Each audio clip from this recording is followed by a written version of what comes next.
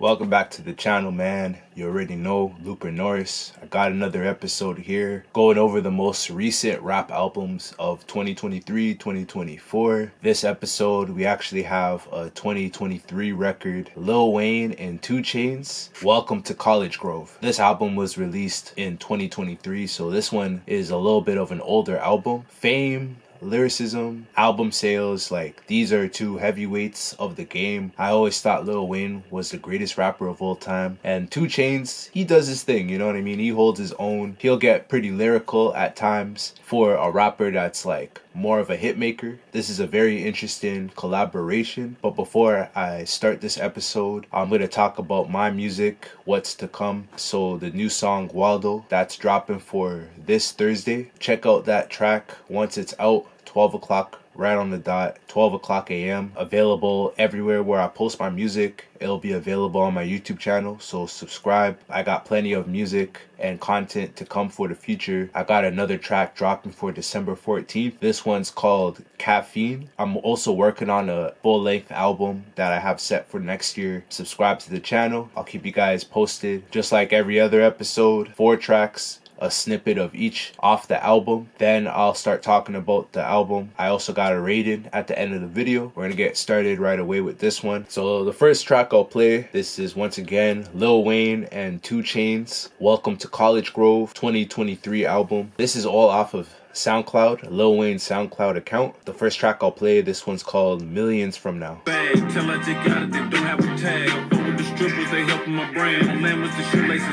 This one's called Oprah and Gayle. I did this shit in Tom Ford, they said I'm wrong for it. I'm so fly, I looked out and said get on board. This one's called G6.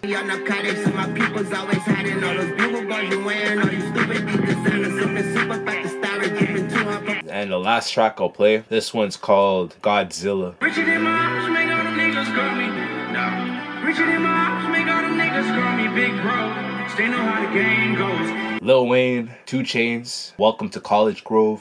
This is a collaboration album that was made in 2023. Two of the most famous rappers to ever do it, especially when you look at the numbers, album sales, everything they've done in their careers. They're definitely two heavyweights of the game. Lil Wayne, in my opinion, I think he's top 3 rapper of all time, besides maybe Kendrick, Lupe Fiasco, and MF Doom. I think Lil Wayne is the greatest of all time. 2 Chainz, he's one of the best hit makers. He's definitely not on Lil Wayne's level in terms of lyricism, but he's definitely one of the greatest in terms of hit makers, making like club bangers, making music for like the radio. He definitely has that knowledge down. He can get lyrical if he really has to. If he's working with the right rappers, the right producers that will bring it out of him, he'll definitely get pretty lyrical and come up with lines that will make you like think and really pay attention to. But for the most part, it's mostly radio hits and club bangers, songs that DJs can play at clubs. Like that's 2 Chainz's main thing. So it's dope to see these two rappers with completely different styles collaborate on this album here. They complement each other in terms of having different styles. That's gonna make the song sound even better. When you hear 2 rappers collaborate on an album and they have the same style, most of the time it comes out pretty bad because it's almost like you're hearing the same rapper on every track, and it's supposed to be a collaboration album. They're using their styles at a really high level because they're basically legends in the game. 2 Chainz being an Atlanta legend, absolutely. Lil Wayne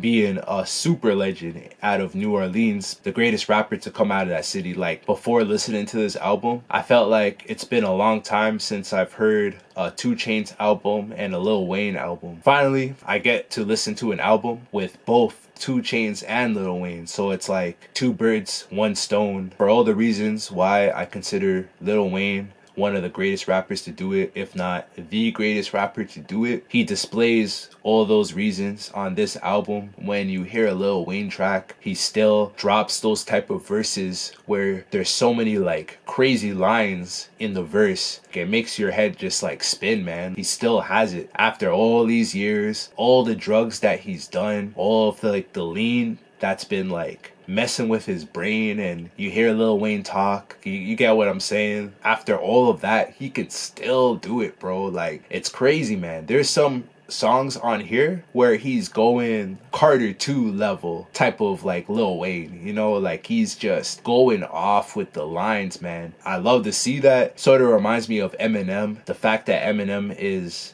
in his 50s at the moment, he still sounds like he's getting better and better as he gets older. I feel the same way with Lil Wayne. Even with all the drugs he's done and as old as he is, it still sounds like he has it in him to like get better and improve as like a lyricist. One of the track's bars on the album, yo, Lil Wayne's verse is crazy, man. Legit top 3 greatest rappers ever, man, honestly. And he displays that heavily, coming up with lines that seem difficult to understand. When you really listen to what he's saying, you get it immediately, and it's like the hardest hidden line that you'd ever hear. That's Lil Wayne right there, you know. He does it effortlessly. He makes it look easy. He can rap fast, he can rap slow. He can take another rapper's style, mimic that style, make his flow sound exactly the same. This guy should be like a rap professor, just like Lupe Fiasco. Like, before listening to the album, I thought Lil Wayne would carry the album, but even 2 Chainz does his thing too. He keeps up with Lil Wayne for the majority of the time. There is a handful of songs, you're listening to it,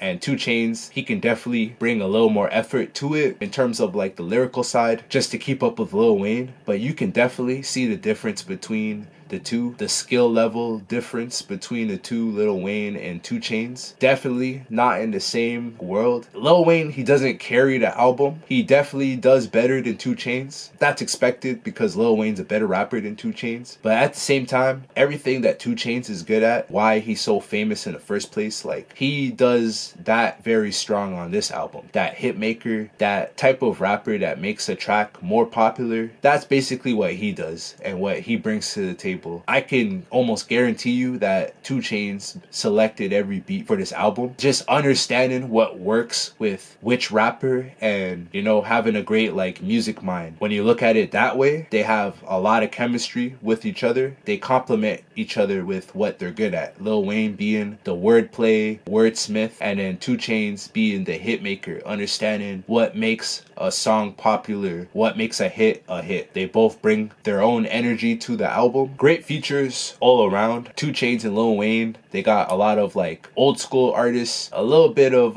new school artists to feature on this. I like the Fabulous feature, Benny the Butcher. There's a lot of rappers that's featured on here that I grew up listening to. The features, they sort of manipulate the style of the beat that they're rapping on. So it's like, depending on the feature that you get, the beat matches the style of the feature. And it's like Lil Wayne or 2 Chainz, whoever is on the track with the feature, they match the same energy at the same time. So I mean, it might just be the musician in 2 Chainz and Lil Wayne, the fact that they're older artists, so they've been doing it for such a long time. They have a good understanding on how to work with other rappers and other artists, build chemistry with those artists. So when the producer brings the different style, the feature matches that style. Producer made the beat for the feature. Lil Wayne and 2 Chainz, they do their thing. They basically work their style so that it matches the feature style a little bit more, and it makes the track even better. It really shows the years of constantly making music, working with different artists and different engineers. You can really hear that through the music. All the experience that these two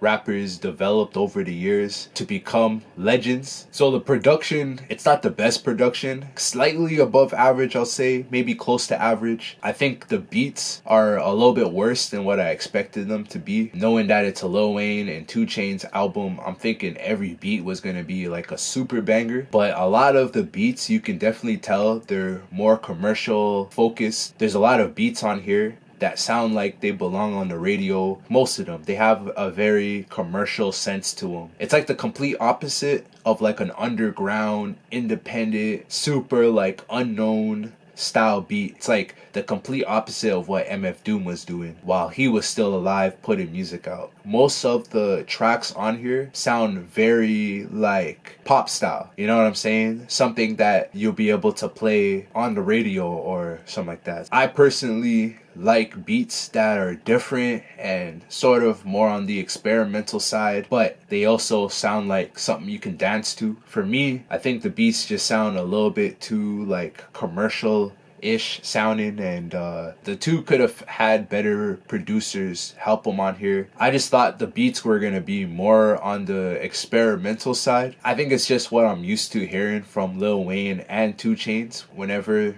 they're putting songs out. Usually their beats are more on the experimental side, because I feel like Lil Wayne and 2 Chainz, they're more of musicians rather than rappers just trying to get money. They care more about the music opposed to like the imagery. I was expecting this one to have more experimental style beats where you're getting more of a fresh sounding song. I'd say like maybe a little bit less than half of the beats on here are like that. The majority of the album sound like songs that could make the radio. The production could have been a little bit better. They could have introduced fresher sounds and concepts through the beats. No, it's not like terrible at the same time, right? The beats are very like average, you know what I mean? It's very mid. It's not, they're not terrible, but they're also like, I've heard better production from other albums. Overall, it's a good album. It could have been better, and it's not as good as I thought it was going to be. Lil Wayne and 2 Chainz, on a lyrical standpoint, they definitely did their thing. Lil Wayne went crazy on a number of these tracks. 2 Chainz, he's not the most lyrical rapper, but he does his thing. There's a number of tracks on here where he's going a little bit lyrical, trying to keep up with what Lil Wayne does. I mean, we all know what Lil Wayne does, and they're not on the same level, and it's clear when you're listening to the album. 2 Chainz, he does his best with what he has to offer, what he's actually good at in terms of like making the song a hit, understanding what makes a song popular. He has that knowledge. He shares that throughout the album. Definitely, you can hear that throughout the songs. For an album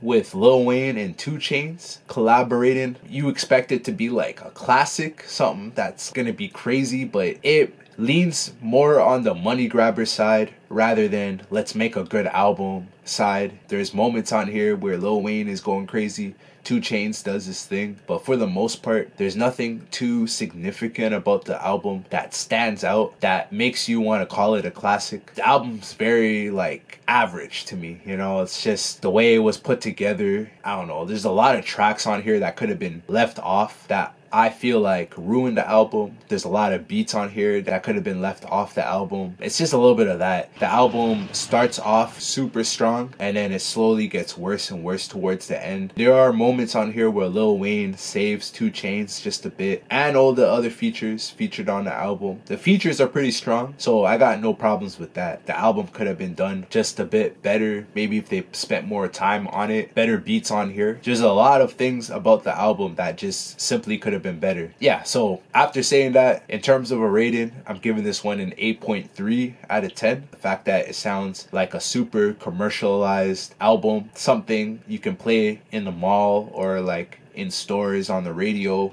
in a club. It has that sort of style to it, more so than an album full of bangers, super lyrical punchlines. I just feel like this album's made for the club rather than hip-hop heads, even though the album is done by like real rappers that have been doing it for a long time. 8.3 out of 10, man. If anything, Lil Wayne's like rapping carried the album just a bit, and even 2 Chainz, all of his verses were good. If anything, Lil Wayne and 2 Chainz, their rapping skills carry the album for the most part. I think better production, more focused on like the songwriting and like what the album means, the chemistry between everything that makes the album an album. Everything could have been done a little bit better, I think. It's almost like they didn't really take this album like too serious, and it was slightly a money grabber based off of the record labels that the album was made under. So that's why I gave it an 8.3, man. Yeah, it sounds like the label, they're too much involved with the album to make it sound super like commercial. 8.3 out of 10. Lil Wayne, 2 Chainz, welcome to Collegrove 2023 album. Hopefully you guys enjoyed today's episode. I really appreciate you guys watching, man. Look out for the new song Waldo. I got that dropping for Thursday. I got another track dropping for December 14th. That one is called Cafe Fiend. So look out for both of those songs. And then starting January 4th and on, 3 tracks every single month. I'll start talking about the new album I'm currently working on after Waldo, so stay tuned for that. Likes, subscribe, comment, let me know what you guys think about the episode. That's all I got for this one, man. I appreciate you guys watching, man. I'm out of here.